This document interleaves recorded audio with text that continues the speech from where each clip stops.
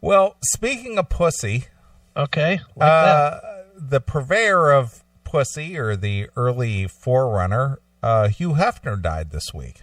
Yeah, so sad. 91 years old. Mm-hmm. The guy, the guy revolutionized, making ogling naked women not taboo so much Right. as it used to be. Mm-hmm. Playboy in general was not a hardcore magazine at all.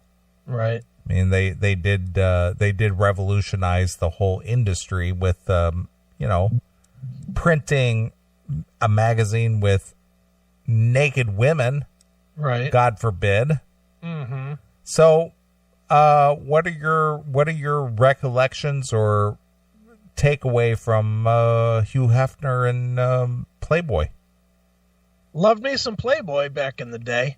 Before the internet, Playboy was the shit. Mm-hmm. I mean, dude, everybody I know that was my age had a spot somewhere near their house. It wasn't in their house. Mm-hmm. It was near their house. It was in the woods. Yeah, or sure. Under a big rock or something where everybody sort of was able to get themselves a Playboy somewhere. And then you would go out in the woods or whatever and just fucking look at the Playboy. Sure you would. Pass it around, I remember times pass it around to all your buddies and you'd be like, oh yeah, look at her. You'd be like 10 years old or whatever. And then you'd go home and, start beating your little tiny dicks. Nice. Because that's what you're supposed to do. But you couldn't do it in front of your friends. That would be disgusting. But yeah, man, I was a fan of his work, obviously. I not the biggest fan of Playboy overall, but I in the would it be the 90s or the late 80s or whatever, I was a fan of when he started making celebrities out of, I guess it's something he probably always did, but Playboy really launched quite a few of the really sexy people of the 90s, Mm-hmm. the Jenny McCarthy's and Pam Anderson and, that were considered the real beauties of that era. Sure. They launched from Playboy. And, I've said this before and my number one all timer was Barbara Eden, but my number two all time would be pre-plastic surgery Pam Anderson. She was just fucking stunning. Right. And those early couple of Playboy shoots that she did were just fucking stunningly hot. Yeah. So yeah, fan of him. I watched that documentary on Amazon. Yeah, I watched that as well. And, interesting life. I don't know. I almost think that at the end, though, the last 20 years of his life, he became like a caricature. Yeah, I agree with that. He really wasn't doing anything anymore. He was just kind of, it was like he invented the Hef character and then he was playing the Hef character. It didn't seem, because from everything that I've heard about the Playboy Mansion and people that went to the mansion and everything was that you could never meet Hef. It turned into like a business, but he would show up for photo shoots and whatever and take like a photo with everybody. And then he'd get the fuck out of there and nobody ever met Hef. Sure. Which is, kind of anti what he was supposed to be about, but whatever. Who cares? I mean, the guy probably fucked 1,000 goddamn tens. Yeah. How many tens do you think that guy banged? Between the 50s and now? Yeah. Yeah, that's 10,000? Yeah, that's, I mean, you got 50 years in the 1900, the 1990s or, Yeah, and then he just died the other day and we're into 2017. Yeah. So we're looking over, 67 years. Do you think that Hugh Hefner ever banged out a 5? Prior to becoming the Playboy guy? Let's say just in his Playboy years. During his Playboy years? Did he ever just bang out a secretary or something? I'm gonna say And no. the guy was, you think no? No. See, that's a hard one because the guy was so associated with sex that you got to think that he almost got bored with like super, super hot chicks and just would want to bang the fucking chick in accounting or something. You don't think he would have ever had that thought? Well, I'm not saying that he wouldn't have that thought, but once he blew up to be, the Hugh Hefner that was the character Hugh Hefner, or the well-known Hugh Hefner, I think that his accessibility probably became very limited. Sure, that's true too. Yeah, and I mean, it's not like the guy had to cheat. He had fucking 3 to 7 girlfriends at all times. Sure, he did. I'll tell you what. Speaking of those girls, did you ever see that Kendra Wilkinson? I have. Did you ever see her porno? No, you know what? I got to be honest with you. I've not seen many quote unquote pornos, and especially the celebrity ones. Yeah, see, I love the celebrity stuff. That one's encouraging because she's banging a fat dude, which is fantastic. I love her for that. But it was before she got her implants and really had her body together. But boy, does she know how to use her fucking body. That girl that knows how to move. I mean, she's doing this one part where she's like doing like a strip dance type thing before she starts sucking this guy's dick. Okay. And it's like just fucking sexy. I mean, that's a girl that knew what to do with a dick, or probably still does, I'd imagine. But yeah, good on Hef. Broke her in. Sure. Well, yeah, I like Hef. I mean, I like every guy. I think Hef is cool. Well, being that I'm a couple of years older than you, in the 70s, probably, and I've talked about this on the show before, but the one Playboy playmate that I always liked was Barbie Benton. Oh yeah. And they tried to make her into a television star. Right. Which didn't work out. I mean, because, when the way that she came off in person, not the smartest, smartest one out there. Mm-hmm. She was kind of a ditzy chick. Sure. But from a lookism standpoint, she was pretty hot. What year was that? In the 70s, probably in the mid 70s, like 74. Let me look her up. Barbie Benton, 1974. See what she had going on then. Why don't I just look at Barbie Benton Playboy? Yeah, she has a really pretty face. Mm-hmm. Oh yeah. Is that her? That's her. I don't like her tits. The brunette? Yeah, there's this one picture doesn't look very good. Let me find a different one. Yeah, she's sexy. Mm-hmm. She's definitely sexy. It has like girl next door look too. Yeah. She was, that's at the earliest point that, I understood what Playboy was, or, right. Whatever. But that was my first exposure to that. Yeah. Yeah, she's pretty sexy here in some of these pictures I'm looking at. Yep, Barbie Benton. Nice. But she was kind of a goof. She's stupid. Yeah. She was kind of a goofy chick. Real pretty, though. That's all they need to be, isn't it? Mm-hmm. I mean, they didn't need her to talk, but like I said, they were trying to transition her into, like, acting roles. Yeah, that didn't go far, did it? Didn't go very far. She was in some TV show. I can't recall the TV show that she was in. Well, let's find out. She was in... Hee Haw? No. Playboy After Dark? Or No. Sugar Time? Sugar Time, that was it. Sugar Time. What's that about? Sugar Time. I don't even remember Sugar Time. Yeah, I think it only lasted like one season. Yeah, 1 year, 77, 78, 13 episodes. Yep. What's this show even about?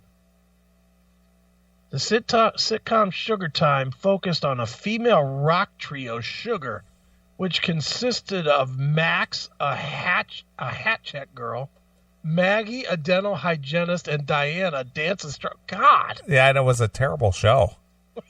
Who wrote this show? Sugar performed gratis at the Tryout Room, a Los Angeles nightclub owned by Al Marks. That sounds awful. It was. It was a terrible show, but, I was only like 12 years old. Sugar Time. It was terrible. You know who produced that, though? The creator? Who? Do you remember the courtship of Eddie's father? I remember the name. I don't know anything about it, but I remember the name of the show. Well, his uncle Norman was James Comack. Okay. Do you remember James Comack at all? Mm-hmm. Well, he created that show. No kidding. Yep. Sugar Time. Yeah, it was terrible. Yeah, it looks terrible. Yeah, and the actors in it, like Dee Dee Carr. Ugh. Dee Dee Carr. Barbie Benton, Marianne Black, and Dee Dee Carr. Yeah. Boy, all three of them had big careers. Well, like I said, after that ran its course, it was just like that was pretty much the end of it. The worst part is when you look, I'm looking at this press photo of them. She is stunning comparatively next to the other two. Oh, yeah, the other two are just goofy. The one with the really short hair and the other one kind of looks like a retarded Valerie Bertinelli. Yeah, exactly. Nice. Too funny. Yep. 70s were the worst. The TV show, it's funny, dude, because in the 70s, I was a total... Remember that show, and you probably don't, because it was... Or maybe you do, I don't know. There was a show, it was one of the very first HBO actual shows. Okay. Called, was it called Remote Control? And it was about a kid that grew up watching TV, and then he would get into situations, and then he would remember the situations from TV. That sounds vaguely familiar. What was that show called? First HBO sitcom. It might not have been like Remote Control. I forget what it was called. Dream On. There it is. Yeah, Dream On. It was about a kid that just got all of his fucking education, like his parents ignored him and everything, so he learned how to be an adult from watching TV. Right. And then it shows him in real situations and with callbacks to the TV. That's what the show is. That was me in the 70s. In the 70s, I mean, I would go out and I would do stuff. I'd play, baseball or football or, whatever kids do, but I watched TV every day. Every day I watched TV. And usually I would get home from school, and from like 3 to 5, I would come in and I would watch TV in my house until my dad would get home. Then it would be the fucking news, and I was out of there. Sure. Got here. So I grew up on a lot of this stuff. And then by the time I was like 13 years old, I bought myself a TV. Right. So I was working at this church. And so I had a TV, my own TV. And I would turn the sound like way, way down low. But I would stay up till like 2 o'clock in the morning watching like the stuff I wasn't supposed to watch, or like 1 o'clock, and then it would go off the air. Remember back in those days, the TV would go off. Yeah, it would go off at like 2. Yeah, whatever it was, I would watch till it would go off. Then it would go poo. Yeah, exactly. And I knew my mom would hear that, so I had to fucking turn the TV off before that. But I used to watch all those shows that I wasn't supposed to watch, which was like Three's Company and The Ropers. And, yeah, we weren't allowed to watch that either. Yeah, we weren't allowed to watch any of that, but I could watch it in my room. So I would be watching, especially like Three's Company. That was a really dirty show. It was. Comparatively. Well, the thing is even in the 70s, right, living together, even though they, in the show, Chrissy and Janet were not romantically linked. Right. But there was a guy and two chicks living together. Right. So the assumption was somebody was fucking somebody. Yeah, more or less. Right. And then Mr. Roper was always like, he didn't want to fuck his wife. And, the wife always wanted some fucking Roper dick. Yeah. And Jack had to act gay, which, of course, that was another taboo thing, is being gay. Yeah, exactly. So that was a taboo in itself. So he had to act gay. And then you had Larry, the neighbor, who was just fucking anything that would fucking look at his dick. Oh, fuck anything that moves. Yeah. Well, he was. Remember, he was always with a different chick. Yeah, he was the gold chain guy. Yeah, he'd meet him at the Regal Beagle. The Regal Beagle, right? But that show was all about fucking. Yeah, of course it was. And I loved that show for that, but I wasn't allowed to watch it, of course. No, we weren't allowed to watch it either. But that was what was cool at the time. But now, if you go back and watch even that same show, horrible. The situations are so fucking stupid. They're so, they're so cheeseball. And you watch it now and you're like, why did I fucking love this show? Well, because it was so taboo. Yeah. And I guess now, since, now you can see anything. Now you can go to the internet anytime you want to and see a chick fucking a goddamn cucumber if that's what you want to watch. Now somebody pretending they're gay just doesn't shock you at all. Right. Well, but just the mention of gay, at that point was taboo. Mm-hmm. Yeah, and that was another, like a lot of those other shows, those shows that were like risque, were because they would have like gay topics or race topics or what, like All in the Family. That and that evening soap opera, what was it called? Mary Hartman. Oh, Mary Hartman. Yeah. Yeah. All those shows, dude. If they touched on those topics, they were like, I can remember my dad fucking jumping up and turning off the TV because something would come on that he felt would be like way too offensive for us to hear or something. Right. Or, dude, do you remember, did you as a family ever like have like family nights watching movies? Well, not movies per se, but my mom was really into the family oriented TV shows, kind of like Little House on the Prairie or the Waltons. Happy Days. No, not Happy Days. Happy Days was still a little too risque. Happy Days was too risque? Well, because, that just wasn't a family-oriented television show. It wasn't wholesome. Oh, okay. Yes. It wasn't like Little House on the Prairie or the Waltons or anything like that. Right. So as far as family TV watching, those are the two that come to mind. Okay. Yeah, I mean, we used to do those too, but I remember like ABC, I think it was on Wednesdays, had like the movie of the week. And that was always like a cool night because my dad would let us stay up late. We were allowed to stay up till 10. Right. So that we could watch the movie of the week. But I remember it was, they would have these movies that had been in the theater like 5 years earlier. Sure. But it disappeared because there wasn't even like betas or VHS or anything at that point. So, it was like a big deal when like a big movie would come on like regular TV, all edited up. Like Chitty Chitty Bang Bang. Yeah, exactly. Or The Towering Inferno. Right. And you'd be watching these movies. And I remember my dad, you remember how they used to do the really bad edits of like language? Yeah, of course. So that, like, in the movie, if they said, "Oh, you fucking asshole," they'd be like, "You flim-flam and jerkwad." Or they'd say froofin'. Yeah, you froofin' jerk, And I remember my dad, he'd be, like, jumping up to flip them off anyway. And my mom would be like, "Well, why are you turning that off?" And he'd be like, "Because the kids know what they're saying." It's like, well, if we know what they're saying, then what difference does it fucking make? Right. Why? No, because we use those words somewhere. Never. It's just always funny, man. But it's funny, you know, going back to the 70s.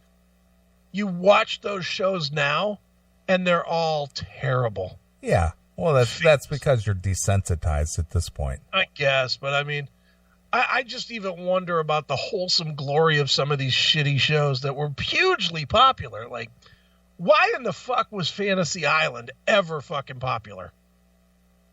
Why was that popular? Well, number one, it had quote unquote stars that appeared in other TV shows. Okay. You know, so you would get to see them out of their TV show element. Okay. You know, that would be visiting the Love Boat. And then of course it became a fantasy thing, like, you know, the Love Boat, you know, it was kind of like Fantasy Island, which was a spinoff of Love Boat. Sure. But you lived out your dream. Right. You know, and people were, you know, you got to remember the 70s were kind of depressed with the oil embargo and the inflation being so high, and, you know, the White House, the Watergate, and also the end of the Vietnam War and all this stuff. So it was just sort of a fantasy escape. Yeah. Yeah, because when you think about it, there were a bunch of those kind of shows. Like, what was the other one? Love American Style. Well, that was more 60s. Love American Style? I thought that was in the 70s. No, that was in like 60. I think that was like between like 68 and 74, maybe. I think it was like 4 or 5 seasons. Okay. Yeah. Remember, that was another one I wasn't allowed to watch. No, we weren't allowed to watch that either because that was very adult-oriented. Yeah, 69 to 74. Look at you. See, I was right on. Yeah, no shit. Yep. Yeah, but that came on late. I remember Love American Style. Yeah. Just me and you. Exactly. Yep, I remember that came on real late at night. Yeah, that's again because I had that TV. Mm-hmm. I could watch. It was on in rerun on like the back. Do you remember? And you probably remember this because I think you were living here at the time. Do you remember Channel 61? Yeah. And do you remember when it came on? I'm going to say that it probably came on about 80. About 80. Yeah. Yeah, about there. Yeah. Well, when it first debuted, I think it's like a Spanish channel or something now. Yeah, but they were kind of a rogue TV station because they did all kinds of shit. They showed, you know, movies, and then they did music videos, that kind of MTV style music videos. Yeah, but then they bought up all these risque shows. Yeah, they did. So that was like my channel because I could stay up late and I could watch Three's Company and Love American Style and, you know, The Ropers and fucking Sanford and Son was always on there, and Chico and the Man. Right, Chico and the Man. You know, that show was on for, 2 years or whatever? Yeah, until Freddie Prinze offed himself. Yeah, but it wasn't on for long, that's for sure. Once you killed Chico, I guess the Man couldn't carry it by himself. No, Freddie Prinze was a star. They should have brought in Rico. Rico and the Man. Right. You know, just carry it right on. Just be Rico and the Man. People would have thought it was tasteless for a minute, and then they'd have bought it. Yeah, I mean, Channel 61. I was watching that Channel 61, and it had all those shows, and that was my shit. You know, was to watch that stuff. Well, Jackal thinks that 61 was before 1980. I don't think so. I mean, it could have been. It could probably have been, but I remember it debuting. And the reason I remember it debuting was because the first show it ever had was fucking Dennis the Menace Marathon. It was like 12 hours of fucking Dennis the Menace. Sure. And the reason I remember it is because my dad fucking made us watch it. And it was terrible. It was Dennis the fucking Menace. I was like, Why am I watching this shit? I remember right around 4, I think it was like about 4 p.m. or so, they would have like a 2-hour like MTV style music video show. And it was hosted by a black guy. Oh, I don't remember. I don't remember the guy's name, but they were playing all the latest music videos, because if you didn't have cable television and didn't get MTV, right, they would play all the music videos, the latest ones. Okay. And I didn't have cable television, so for me to see music videos, I had to watch it on Channel 61 between like 4 p.m. and 6. Sure. It's funny. And that's where I learned about Jafria. Oh, from the Channel 61? Yeah, Call to the Heart. That's awesome. Yeah. Too funny, man. Old TV was the best. Yeah, it was, but it's awful now. It's awful now, but at the time, especially with an independent channel like 61, that kind of went rogue, and they didn't have to follow any network guidelines. Yeah. It was just the mongrel of TV stations. It really was. It was good. But there's a couple shows that came out of the 70s that were great, that are still, obviously All in the Family. All in the Family is one of the greatest sitcoms of all time, if not the greatest sitcom of all time. Certainly Sanford and Son is right up there as well. I'm sitting here literally wearing my Fred Sanford t-shirt right now. Right. A lot of Norman Lear television. Yeah. What else did he do? He did The Jeffersons, which was great. I love that. And who did he do? I can't remember if he did like Mary Tyler Moore or anything like that. I don't remember. But he always did all the real controversial shows that kind of like really walk the edge of morality, if you will. Yeah. Yeah, no, it doesn't look like he did Mary Tyler Moore. See, did you like, I know we're just talking about nothing here, but sure. I'm just so into TV talk. Did you like or hate or no opinion of what I'll call old people TV shows? Like and what? The ones I'm talking about would be like Rhoda or Mary Tyler Moore or Newhart. Maude. Remember Maude? Yeah, of course. Yeah, remember there was like a string of those kind of shows too that were like all people in their like 50s. Yeah. Well, a lot of those TV shows, not all of them, but a lot of them were like Saturday night staples. Yeah. Like when the urban or suburban, what they called the suburban shows, like Green Acres, Petticoat Junction, what was it? Beverly Hillbillies. Right. All that was purged from TV. Then they had a whole takeover on Saturday with like Bob Newhart show. Bob Newhart was another one, yeah. Yeah, and then Mary Tyler Moore, and then of course the spinoff with Rhoda, and all that was like Saturday night TV watching. Okay. And then through the week, like the Jeffersons was on, and Maude, and then there's Maude. Yeah. And all that came in, and of course All in the Family, as you mentioned. That the Family spun off a bunch of those shows, didn't it? Yeah, they did. That was the first of that was kind of like the pilot or the flagship of the Norman Lear shows, and then they all kind of spun off from that. Yeah, because Jeffersons came out of that, Maude came out of that,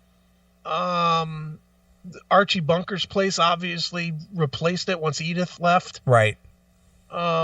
Which that was always weird. Didn't you think that was weird?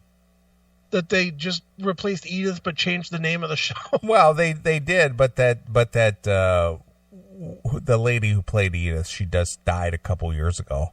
Yeah. She just didn't, Jean Stapleton, she just didn't want to do the show anymore. Yeah. And they didn't want to get rid of Carol O'Connor, so they had to, repackage him into something else. Right. Yeah, so they made him a father/bar owner. Yeah. He had the adopted daughter. Yeah, Yeah, who I hated. I hated that kid. Yep. It was like, not only did they get rid of Edith, but they got rid of all of the edgy humor. Yeah, of course. Because then he was like a dad, and every fucking episode was this fucking touchy-feely, this sentimental bullshit stuff. Yeah, it was like, come on, Archie Bunker sentimental stuff. Yeah, there was no cutting-edge racism going on there. Yeah, and that's what made the show fucking hilarious. Of course, but, at that point, we started becoming politically correct, and that racial, blatant humor just, was out of touch anymore. Yeah, I guess, but they ruined that because Archie literally went from being stupid to being more moral. Yeah. He was amoral because he was so dumb, and then everything he said had a poignant point. It was like, what are they doing? That was terrible. That was almost, but that wasn't the worst of all of the spins. The worst one to me was, do you remember when Fred Sanford came back, but it wasn't with Lamont? It was like the big fat white guy. Yeah, exactly. What was that called? Just Fred? I think so. I think it was just called Fred. Yeah. That show was so fucking bad. Yeah. And it was them trying to do Sanford and Son again, but with a white guy, a big fat white guy. Yeah, an uncool fat white guy. Oh, he was terrible. I can't remember, what was that guy's name? He was in a lot of movies and stuff too. Right. Let me see. Red Fox after Sanford. What was the name of that show? I can't remember. Man, he died young too, didn't he? 68. Yeah. He used to have a residency at the Hacienda Hotel in Las Vegas. Really? Yeah, until he died. Yeah. Post Sanford and Son, he had the Red Fox show, which was a variety show. Right. Ooh. Oh, it was a spinoff, the brief spinoff, Sanford. Sanford. Yeah, it was just called Sanford. Yeah, so it's terrible. Sanford and Son. Just terrible. It lasted 1 year, from March of 1980 to July of 81. Yeah. Well, once you destroy that chemistry, it's over. I'm looking. What was the fat guy's name? Yeah, Dennis Berkeley was his name, and he played. Remember this guy? Now you'll remember Cal Petty. Not Kyle Petty. Cal Petty. Cal. Yeah, he was Cal. And they brought Rollo back, and they brought Aunt Esther back. Ugh. And they brought Clara back. That's because Lamont went on to become a pastor or something. Yeah, Lamont wasn't back, so they brought Cal Petty in. Is that guy still alive? No, died. 2013. Cal Petty. And this guy did a shit ton of movies. He was he was a character actor. Man, he's like in 40 movies. And a bunch of TV as well. My God. Yeah, he's just an everyday man. Yeah. Cal Petty, but he sucked on that Sanford show. That whole show sucked. Well, you can't recreate genius. No. Every show that's tried has failed. Yeah, it's terrible. Remember what was the spinoff of MASH? What was that one called? Trapper John MD? Yeah, that was it, Trapper John. But there was a different one. That's not the one. That was one of them. Remember the one where it was Radar and Klinger and the Colonel were working in a hospital? What was that show called? Let me see. MASH.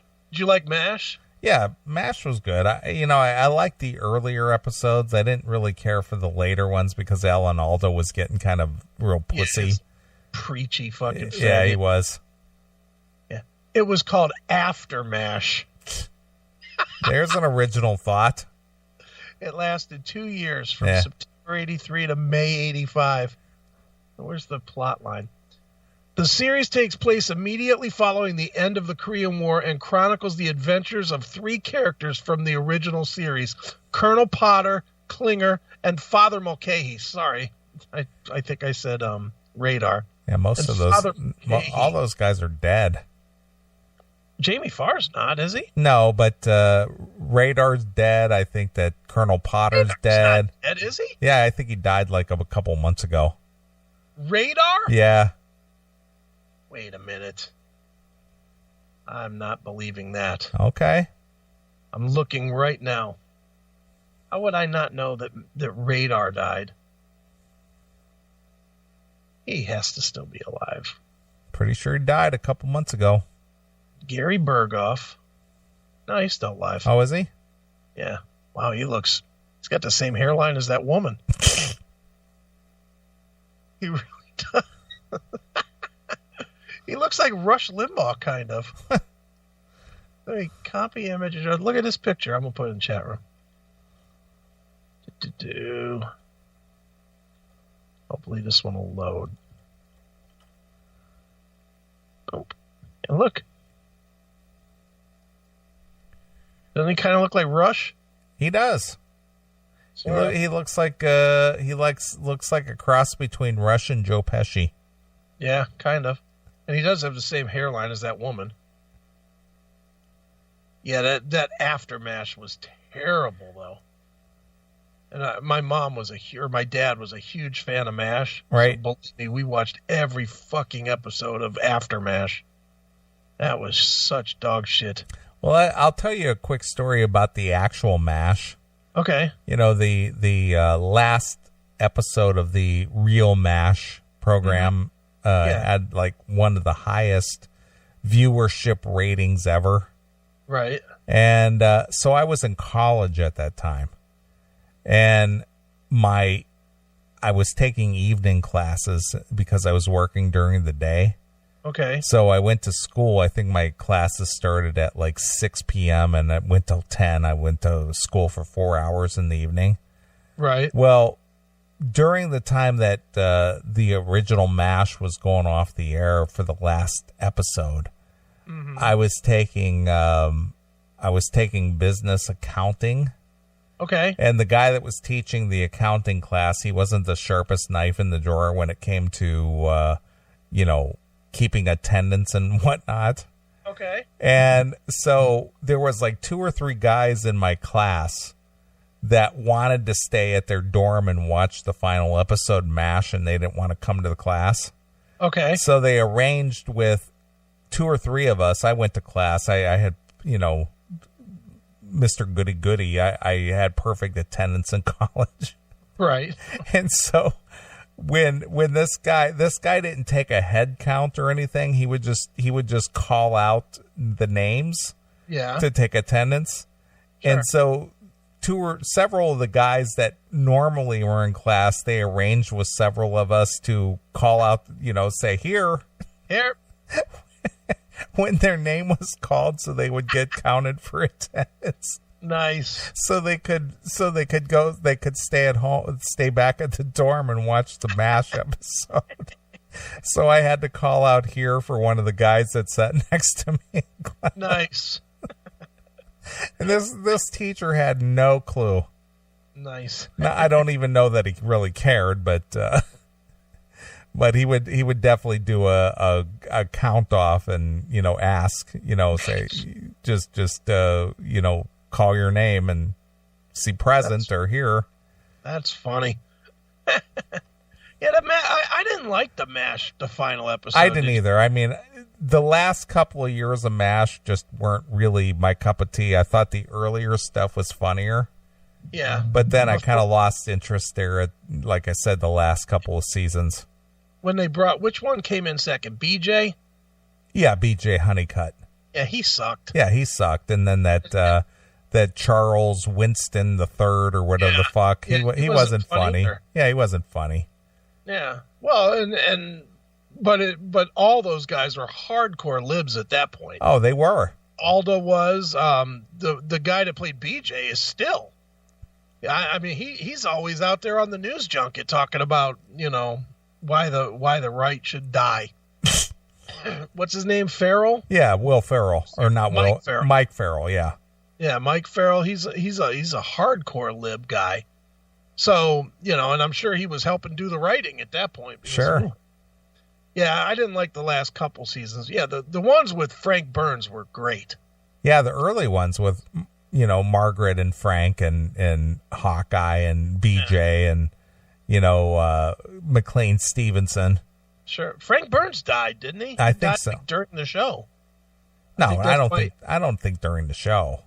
I think he did. I think that's why he left the show, is because he died. I'm looking. What was his name? I'll know it as soon as I see it. What was his name? Larry Linville. Oh, no, I'm way wrong on that. He died in April of 2000. Yeah, I didn't think he died during the show. I thought he died during the show. But that Father Mulcahy's passed away, and that Henry Morgan, he's gone, and I think McLean Stevenson is dead. Let's see. McLean Stevenson. Yeah, he died. I know McLean Stevenson. Yeah, he was Hello Larry. Yeah. Who else? That Father Mulcahy, Christopher something or William Christopher. Yeah, he died almost a year ago. Yeah. Yeah, he died. That's probably who you thought was Radar. Maybe. Because he died December 31st of 2016. Okay. Yeah, so he died just about a year ago. And who was the other one? Harry Morgan, I know, is dead. Loretta Swit's been looking dead for about 30 years. Boy, she did not age well at all. No, not at all. Who aged worse? Her or Sally Struthers? Boy, Sally Struthers, she hit the wall early, plus she gained all that weight. Yeah. Which is ironic that she was raising money for starving kids while she was gaining weight by the quarter ton. Yeah. I mean, she was always cute on All in the Family. Yeah. But boy, she started gaining weight in the 80s. Yep.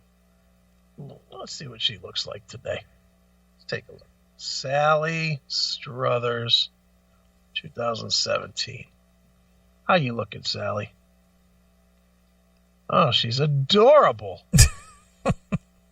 Ugh. If adorable means the opposite of adorable. Right. Yeah. I'll put a picture. I'll put a then and now picture in there, just so the people can get a feel. Wait till you see this. Ugh. Please play. There you go. Then and now.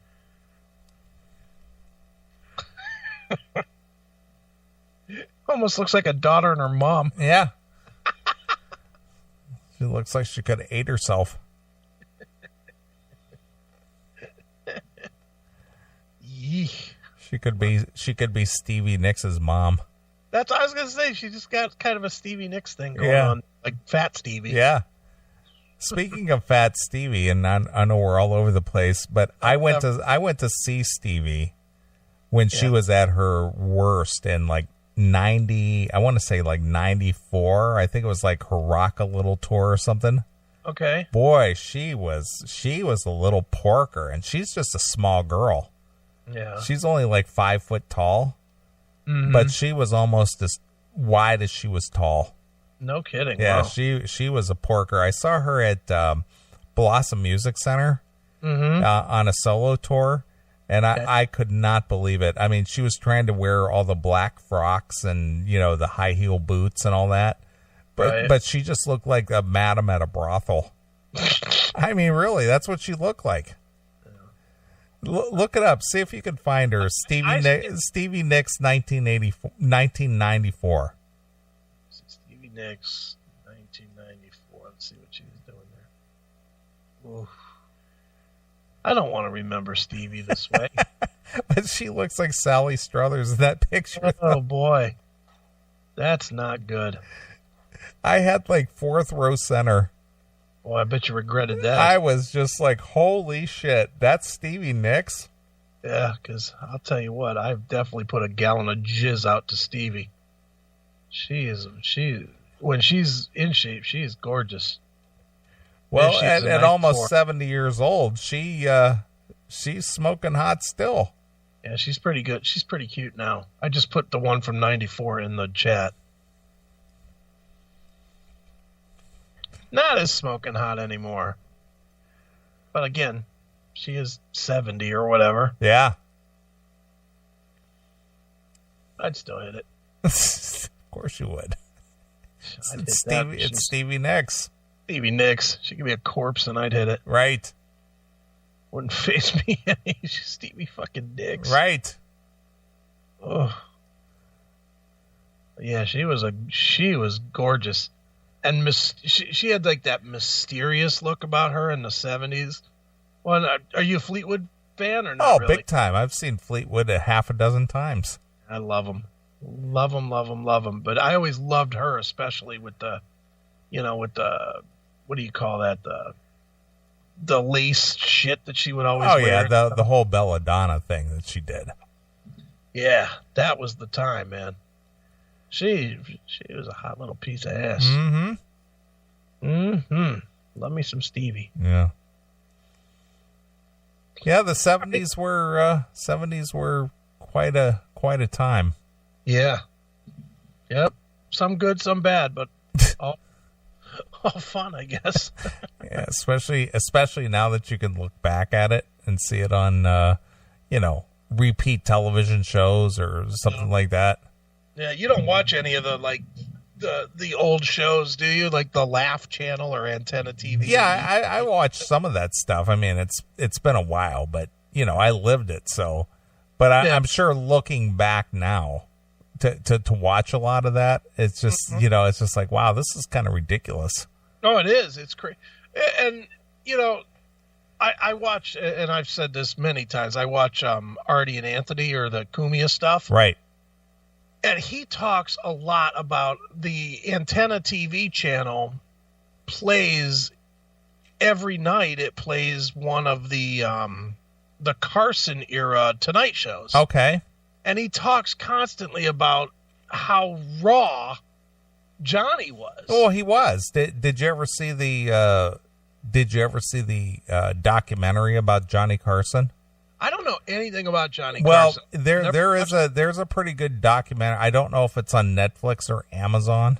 Okay. But you'll have to, do a search for it. But there is a good documentary out there of Johnny Carson. Okay. And another guy who was pretty cutting edge for his time. Yeah. That's what it seems like. I mean, dude, it's a weird thing with late night TV. I've never been a fan of it. I watched a little Leno. I watched a little Letterman. Neither one of them moved me very much. I don't remember Carson because my mom and dad were not really into that. Yeah, well, it was also late. Well, and like I just said, I used to watch the shows I wasn't allowed to watch in my room at that time. I would be in my bedroom watching fucking Three's Company reruns or something. Sure. Which was a whole lot better than seeing, I don't know, Rodney Dangerfield being interviewed on the Carson show. Right. So I don't really remember much about Johnny. I know my grandparents used to watch Johnny, and they used to think he was funny as hell, which I really don't get because my grandparents were like hardcore Catholics. Yeah, they're real conservative. Oh, they were, real hardcore. The Wednesday, Saturday at 5:30, and then 2 services on Sunday as well. Right. It kind of sucked when I used to have to go there for like the summer or whatever, and then I'd have to go to church fucking 4 times a week. Sure. That fucking sucked. But they would watch Johnny and be laughing there. Like, I probably shouldn't talk bad of the dead, but whatever. My grandmother, she'd be watching Johnny Carson, and she used to do the thing with the rosary where she'd wrap the rosary. Yeah, you wrap it around your hand, and you more or less just have the cross and kind of stroke the cross. Yeah, and she'd be rocking in this rocking chair, holding this thing, in deep thought of prayer. Okay. But then Carson would say something, and she would break out of the fucking deep prayer to laugh at the joke. Of course. And then go right back into the... Yeah, sure. It was like the guilty pleasure. It really was. Like she couldn't fully commit. Yeah. Hopefully it didn't keep her out of heaven. Yeah. It's just like, sorry, Lord, for laughing at that. Yeah. Sorry for laughing at that. Forgive me for my sin for laughing. So funny. Yeah. But I used to just sit, like, when I would be at her place, I would sit, there was like a chair, like, I don't know, catty corner to her, I guess. And I would sit in the chair, and she'd be doing her rosary thing, and I used to bust up when she would start laughing because I was like, all right, you're not really praying, you're watching TV. Right. So why are you pretending? I always thought that she was just pretending. Sure. To get me to convince me to follow her to the Lord or whatever. Right. And again, it was my grandparents were very hardcore religion, and they really wanted me to be religious. That didn't work out too well. Yeah. Well, we definitely were not allowed to watch the Tonight Show, even though we'd sneak it in every now and again. Nice. Were your parents religious? Very religious. Really? Like Yeah. What thing? Baptist. Baptist? Mm-hmm. Did you have to go every week? Oh yeah, that was a Sunday morning thing. You had to go. Okay. Shirt and tie or jeans? Oh, shirt and tie. Really? Yeah, it was very buttoned down, suit and tie, slick the hair back, shine the shoes. Okay, so how did the conversation go when you told them you weren't going to church anymore? Well, I went to church all the way up until I left the house to go to college. And I know that one of their questions when you went to college was, did you find a church? No, that never really was a discussion because I was 18. No, because even though my parents were really conservative and religious, I mean, they weren't like hardcore, what do you want to call Amish religion? It was, but the thing is that my dad was very understanding that, hey, once you're out of the nest, you're on your own.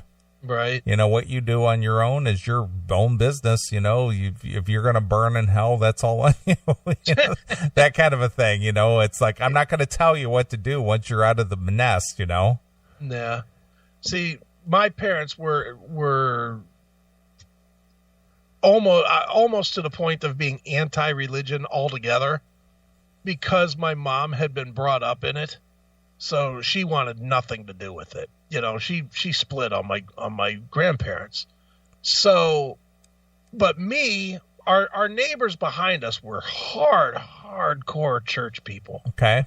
And I used to go to church. I was always fascinated with church. And it's a weird thing, but even the thing about me having the degree and everything, as long as I can remember, was fascinated with church. Not going to church, but the stories in the book, I guess, the biblical stories I always found to be interesting. Right. And so I was, and you know how neighbors back then would be in the 70s or whatever. If they knew that my parents didn't go to church, they would just ask me if I wanted to go to church, because they wanted to save me. Yeah, right. Because they're doing a service by, Yes. saving you from, your heathen parents who won't give you the proper upbringing. Right. So I would go to church a lot of times with them because, again, I was interested in the stories, and even to this day, I pop in a couple times a year just to go hear a sermon. I do, when I'm not too tired from doing this. But I would go, and I was fairly regular about going. I would go at least once a month or so. I would go to church, and then I worked at a church. I worked at St. John's right there in Streetsboro, St. Joan of Arc, right, for years. And working at the church, I used to do all the setup and, set up for bingo, tear down for bingo, to, get all the pews ready for sermon or whatever. And I'd go up there on Sunday and do that stuff, as well as the gardening and shit. That's what the job was. But I used to just kind of hang out and listen to the sermons too. So I was always really kind of involved with it. And where I'm going with this is that we would go up to my grandparents for the summer, or for like the last month of the summer, like all of August, we would be at my grandparents. Okay. And my brother could never deal with the church piece of it because he just, he was never forced to go. And believe me, he never went. So he would go, he'd be totally uncomfortable. He'd be bitching the whole time. He'd be hating it. And me, I was always like, okay, well, I can deal with this, because I was used to it. And, I didn't like putting on the suit and shit, fucking being in an unair-conditioned church in August with a suit. That kind of sucked balls, but it was kind of fun, and it always made me the good one. Not gonna lie, my brother would bitch the whole time. He'd be like, "Oh, this sucks," and we'd get home, and my grandfather'd be like, "Why don't you come and take a ride with me?" And he'd take me over to the fucking. There was like a candy store. Sure. He would take me to the candy store. Remember those little? Before there were gummy bears, they had fucking gummy coins. I don't know what they were called, but they were red. Right. And they looked like coins. Sure. You remember those? I do. He would take me and he'd give me like 50 cents, which you could usually get 2 of those for like a penny. Right. So, he'd be like, I'd get this big bag of these fucking candies. I'd go back and taunt my brother. I used church to get free stuff. Right. I'm the good son. I'm the good one. I may not be the good one in our house, but I am with the grandparents. Right. Too funny, man. Yeah, that's good. Silly. Yeah, but the whole church thing though. Yeah, when you lived under the roof, you played by house rules. Sure. And and I'll tell you a story about that. I was living in California, and I had a girlfriend at the time. She was older than me. Right. And I was 20. I want to say I was 25, and she was like 31. Okay. And she'd been married twice actually before. Okay. And she had 4 children. And she was just kind of a hot to trot. Right. Good looking girl, but she was my girlfriend at the time. And okay. One of my sisters was getting married in Ohio, and I asked her if she wanted to attend the wedding with me. And so she and I flew from California to Ohio to go to my sister's wedding. Okay. So I had to explain to her that if we were staying at my dad's house, right, we couldn't sleep together. Right. Oh, that was an issue. It's like, what are you talking about? This is what we do. And, I was like, well, we're not in my house anymore. This is my parents' house. Right. We can't do that. And that caused a big fight. Wow. Why are you acting this way? When we're back in home, this is fine. Why are you not fine with it here? It's like, well, because this isn't my house, So that caused a real issue. Sure. Huge issue. That's crazy. It's like, well, this is how they live. We're staying in their house the time that we're here, and we can't disrespect. Right. But that didn't fly. Yeah. Well, how do you think it would go today? It still wouldn't go. Still wouldn't go.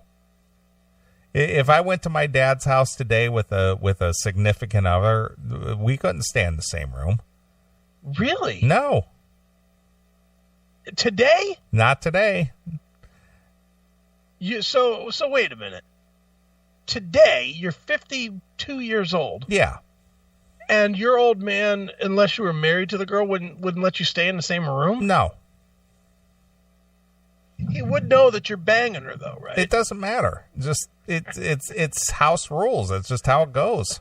All right. I get it. I don't agree with it, but I get it. Well, regardless, but it's not my house. No, I get it. And that's the expectation, and you respect the house, and you don't go against, the person who owns the house. That you don't go against their house rules.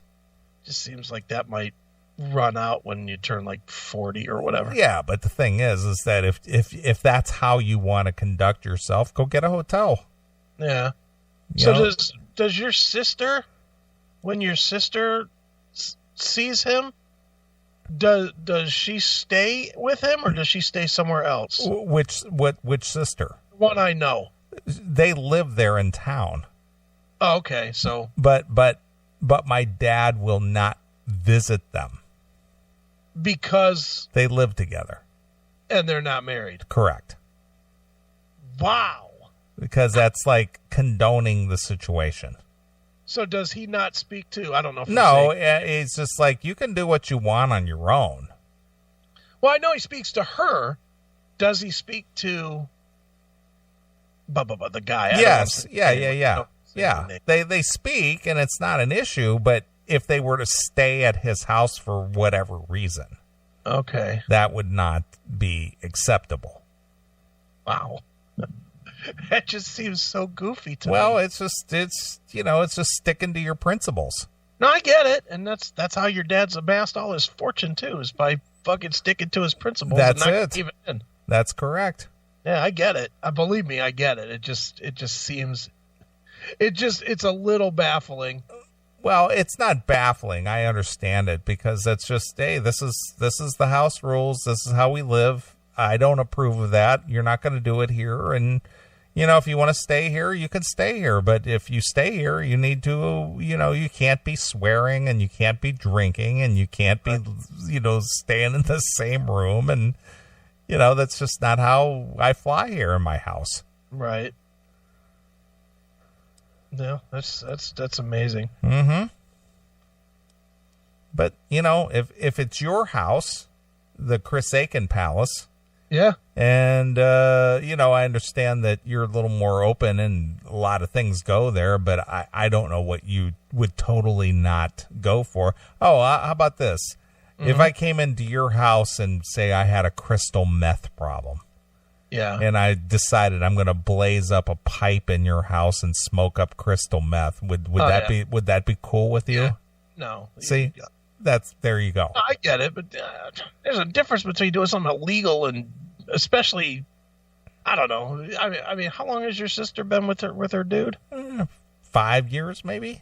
Yeah, I mean that's a pretty long time. Yeah, but my point is that there are certain things that you would not tolerate in your house. No, I agree. I do agree. I mean, it just I don't think I'm not saying anything. I'm saying this thing is odd to me at this age, where you're not even adolescent adults.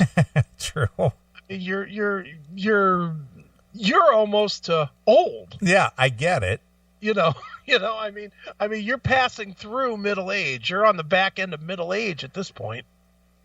I mean, what's considered old now? 55? I guess. I don't know.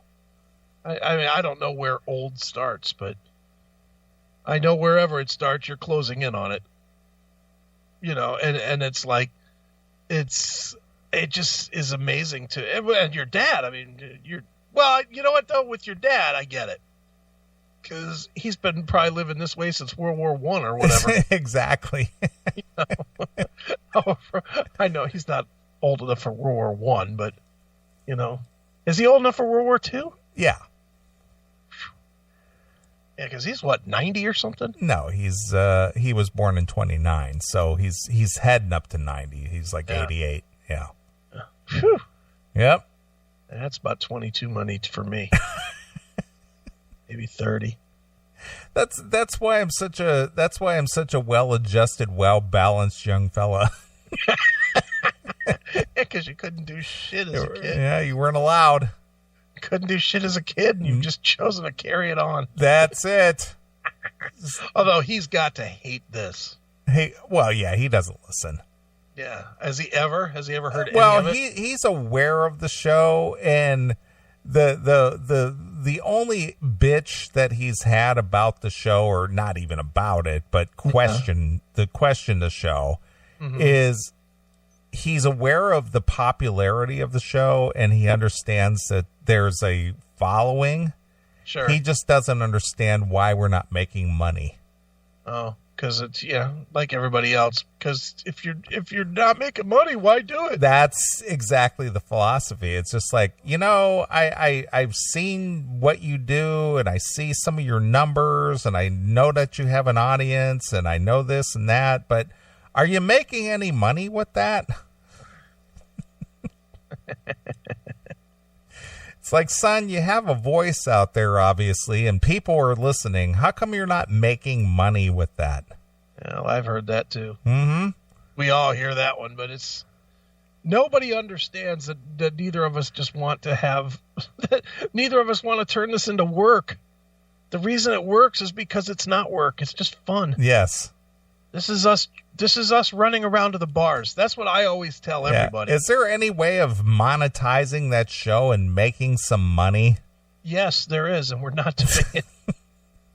That's what I tell everybody, that I could be running around in the bars, or I could do this, and this gives me more entertainment than running around in the bars. And I save up. You know what? If you want to go to monetizing, this monetizes my Saturday that I would be spending $100, $200 a week on. Right. You know, I would easily, you know how I roll. Don't you think I would be spending 100, 150 every Saturday? Easily. So 600, 600 a month is what this pays me. Pretty much. That's the way I'm looking at it. Yeah, there you go. 600 I wouldn't be spending at the bar. Exactly. Yeah, and it's buying me extra time with my liver. Couple of minutes. Yeah. Look at Phil Ooze. Making money with racism? I'm outraged. Too funny. It's all about racism, man. Yeah, man. That's too funny. All right, well, let's play a couple of tunes. Let's come back. We'll wrap up the show with a couple of things, and we'll call it a week. We've only done what, like 3 segments? Yeah. And we're about 55 minutes away to the end of the show. Holy smokes! Wow, we're going tonight. Yeah, man. Got lots to talk about. Yeah, no shit.